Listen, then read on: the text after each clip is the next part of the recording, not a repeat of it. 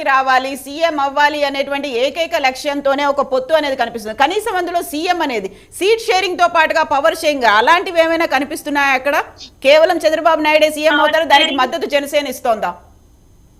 Power sharing ఉండాలని మేము ఊహిస్తున్నాం madam. ఖచ్చితంగా ఉంటుందని నమ్ముతున్నాం, ఉంటది కూడా. ఎందుకంటే తెలుగుదేశం ఎంత బలమైన పార్టీగా ఉందో ఇప్పుడు జనసేన ప్రజెంట్ అంతే బలమైన పార్టీగా ఉంది.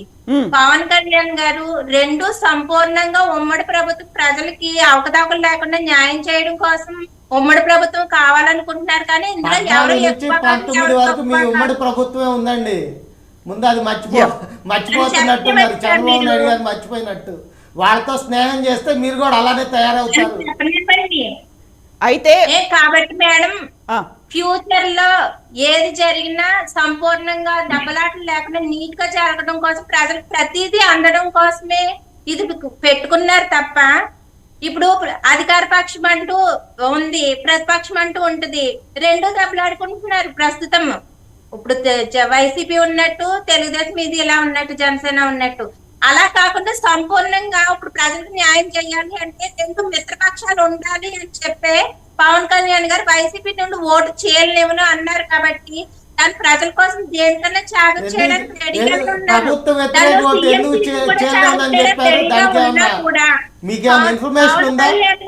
దృష్టిలో ప్రభుత్వ వ్యతిరేక ఓటు చేయలేనేమో అన్న పవన్ కళ్యాణ్ గారు ఎందుకు చేయలేమని చెప్తున్నారు? ఎటువంటి ప్రజలకు సంబంధించిన విషయాల్లో కాకుండా అదర్ వేలో రాష్ట్రం వెళ్తుంది, ఈ పలానా పరిస్థితుల వల్ల ప్రభుత్వ వ్యతిరేక ఓటును చేయలేమని అంటే జగన్మోహన్ రెడ్డి గారు బలం ఉన్నట్టే కదా. అంటే ప్రజల యాక్సెప్టెన్సీ ఉందనే కదా అర్థం.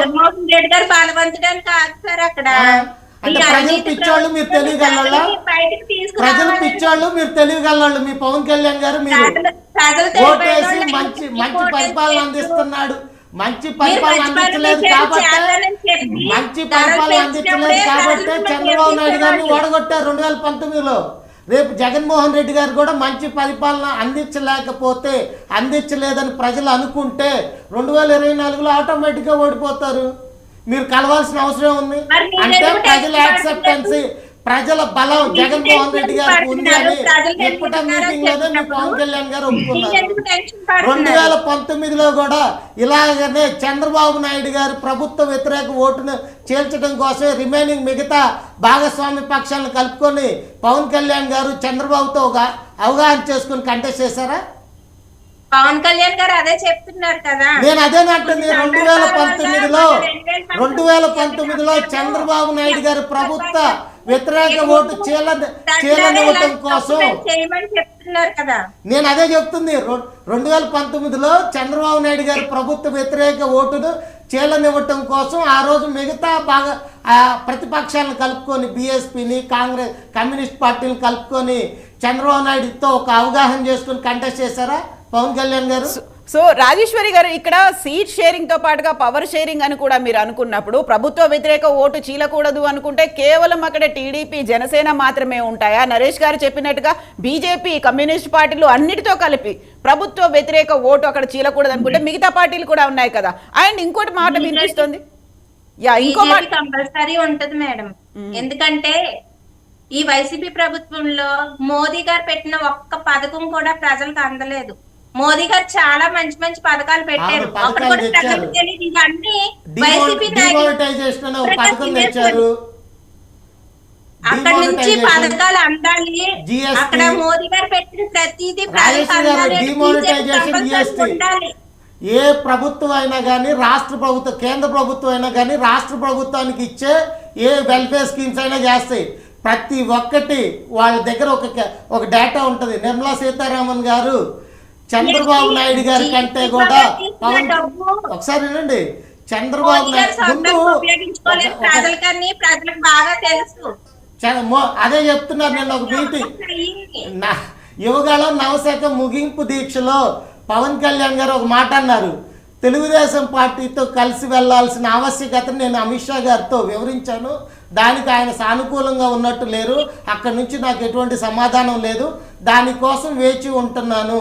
అది కూడా చంద్రబాబు నాయుడు గారి డైరెక్షన్లోనే పవన్ కళ్యాణ్ గారు. ఎందుకోసం అంటే కొన్ని సంస్థల్ని అడ్డం పెట్టుకొని రేపు ఎలక్షన్ చేయొచ్చు. సంస్థలు అనుకూలంగానే ఉంటేనే మనం ఎలక్షన్ కమిషన్ లాంటి కొన్ని సంస్థలు అనుకూలంగా ఉంటేనే మనం పాజిటివిటీగా ఎలక్షన్కి వెళ్ళొచ్చు అనే ఒక ఆలోచనతో చంద్రబాబు నాయుడు గారే పవన్ కళ్యాణ్ గారిని పంపించి బీజేపీ దగ్గరికి వెళ్ళి పొత్తు కోసం రికమెండ్ చేస్తున్నారు. బీజేపీ తెలుగుదేశం పార్టీతో చంద్రబాబు నాయుడుతో ఉన్న ఇంతకు ముందు ఉన్న అనుభవం దృష్ట్యా అతనితో పొత్తు అనేది మంచిది కాదు అనే ఉద్దేశంతో పవన్ కళ్యాణ్ గారికి చాలాసార్లు చెప్పినట్టు చాలా వార్తలు వచ్చినాయి. అందుకోసమనే చంద్రబాబు నాయుడు గారితో పొత్తుకు దూరంగా బీజేపీ ఇప్పటివరకు ఉంటుంది. నేనే కాదు, బీజేపీకి సంబంధించిన నాయకులు జీవి లక్ష్మీనారాయణ గారు కానీ చాలా మంది చెప్తున్న మాటలు ఇవి. ఇప్పుడైతే చెప్పారని అంటున్నారు. మరి తెలంగాణలో పవన్ కళ్యాణ్ గారితో మోదీ గారు కలవలేదా? అయితే అదే కంటిన్యూ అవుతుందా? బీజేపీ తెలంగాణ బీజేపీ పార్టీ మాకు పవన్ కళ్యాణ్ తో పొత్తు అవసరం లేదని చెప్పింది. చివరికి పవన్ కళ్యాణ్ గారిని బలిపశువుని చేయటం కోసం 33 చోట్ల బలంగా ఉన్నామని చెప్పుకున్న వ్యక్తికి 8 సీట్లు ఇచ్చారు. 8 సీట్లు డిపాజిట్లు లేవు. దాని వలన ఏపీ ప్రభుత్వంలో మీ డిమాండ్ నుంచి డిమాండ్ చేసే స్థాయి నుంచి యాచించే స్థాయికి తెలుగుదేశం పార్టీ బీజేపీ డెఫినెట్ తీసుకొచ్చింది. తక్కువ సమయంలో రావడం అనేది మా రాజకీయ వ్యూహంలో తక్కువ సమయం పార్టీ పెట్టి 10 సంవత్సరాలు అయ్యండి. నాకు ఆంధ్రాలో అనవసరంగా పుట్టాను, తెలంగాణలో పుడితే నన్ను తలకెత్తుకునే వాళ్ళు అని చెప్పారు పవన్ కళ్యాణ్ గారు. తెలుసా ఏంటి? ఆంధ్రాలో కంటే కూడా తెలంగాణలో నేను పుట్టి ఉంటే నన్ను తెలంగాణ ప్రజలు ఆశీర్వదించేవాళ్ళు అని చెప్పారు పవన్ కళ్యాణ్ గారు. నిజంగానే ఆశీర్వదించారు తెలంగాణ ప్రజలు. అతి తక్కువ సమయంలో నామినేషన్ వేసిన ఎటువంటి సెలబ్రిటీ స్టేటస్ లేని బరెలక్క శిరీష అలియాస్ బరెలక్క అనే అమ్మాయికి సుమారు 5000 పైన వచ్చినాయి. మీ పార్టీ తెలంగాణ విభాగం అధ్యక్షుడు శంకర్ గౌడ్ గారికి వచ్చింది 4000 ఓట్లు.